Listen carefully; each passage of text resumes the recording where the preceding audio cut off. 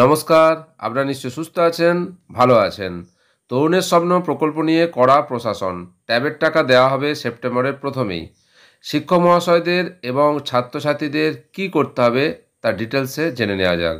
তরুণের স্বপ্ন প্রকল্পের আওতায় পড়ুয়াদের তথ্য যাচাইয়ের সময়সীমা বেঁধে দিল সরকার। 31শে আগস্টের মধ্যে তথ্য যাচাই করে স্কুল শিক্ষকদের বাংলার শিক্ষা পোর্টালে আপলোড করতে হবে। কমিশনার অফ স্কুল এডুকেশন দপ্তরের বিজ্ঞপ্তিতে উল্লেখ করা হয়েছে, 4 সেপ্টেম্বর থেকে পড়ুয়াদের অ্যাকাউন্টে 10,000 টাকা দেওয়া হবে। স্কুল শিক্ষকেরা জানাচ্ছেন, সরকার যে ফর্ম দিয়েছে পড়ুয়াদের কাছে সেই ফর্ম তুলে দেওয়া হয়েছে। পড়ুয়ারা তাদের ব্যাংক অ্যাকাউন্ট নম্বর সহ প্রয়োজনীয় তথ্য নির্দিষ্ট ফর্মে স্কুলে জমা দেবে। স্কুল সেই তথ্য যাচাই করবে। সরকার যেভাবে বলেছে প্রধান শিক্ষকরা সেই নিয়ম মেনে কাজ করেছেন, তবে এখনও পর্যন্ত বহু পড়ুয়ার অ্যাকাউন্ট তৈরি না হয় সমস্যা হচ্ছে। এবছর থেকে পোর্টালের নিরাপত্তা বাড়ানো হয়েছে। যতবার পড়ুয়াদের তথ্য যাচাই করা হবে ততবার প্রধান শিক্ষকদের আধার কার্ড যাচাই হবে এবং তাদের ফোন নম্বরে ওটিপি আসবে।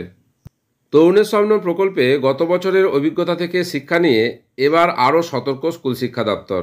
একাদশ শ্রেণীর পড়ুয়াদের ট্যাবের টাকা যাতে তাদের অ্যাকাউন্টেই ঢুকে অন্য কোনো অ্যাকাউন্টে চলে না যায় তা নিশ্চিত করতে একাধিক ব্যবস্থা গ্রহণ করেছে শিক্ষা দপ্তর।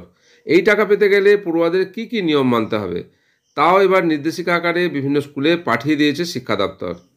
পড়ুয়াদের মুজলেখা সহ অ্যাকাউন্ট ভেরিফিকেশন করার পরই তারা 10,000 টাকা করে পাবে বলে জানানো হয়েছে।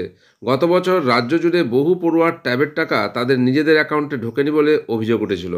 পড়ুয়াদের জন্য যে 20 দফার নির্দেশিকা দেওয়া হয়েছে তার মধ্যে অন্যতম হচ্ছে, প্রত্যেক পড়ুয়ার জন্য আলাদা আলাদা ওটিপি আসবে।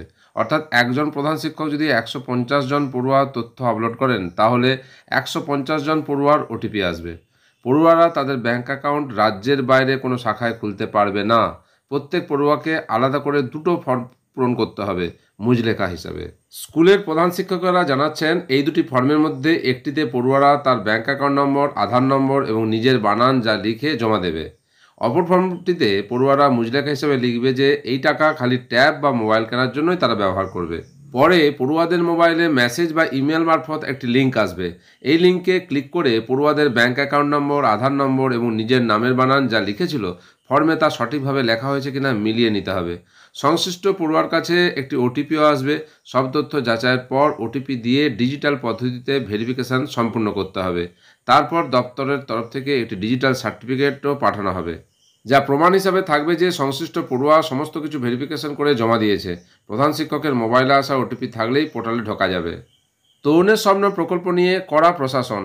ট্যাবের টাকা পাওয়ার জন্য ছাত্রছাত্রীদের কী নিয়ম মানতে হবে, শিক্ষকদের কি কি কাজ করতে হবে, কত তারিখের মধ্যে ভেরিফিকেশান কমপ্লিট করতে হবে এবং কত তারিখ নাগাদ ছাত্রছাত্রীদের অ্যাকাউন্টে ট্যাবের টাকা ঢুকবে সেই সম্পর্কিত যে তথ্য সামনে এসেছে তা আপনাদের সঙ্গে শেয়ার করলাম।